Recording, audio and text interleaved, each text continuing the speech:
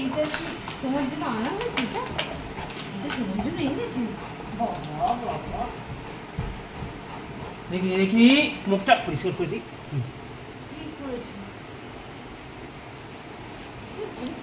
মাম্মাকে দেখো নি?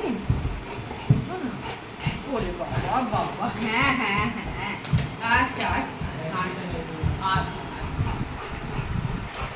তুমি কি করছিলে বল দাদার সঙ্গে? কি করছিলে দাদার সঙ্গে? কি করেছো বাবা? ও পুতুল পেয়ে গেছে, আর ওর কিচ্ছু চাই না।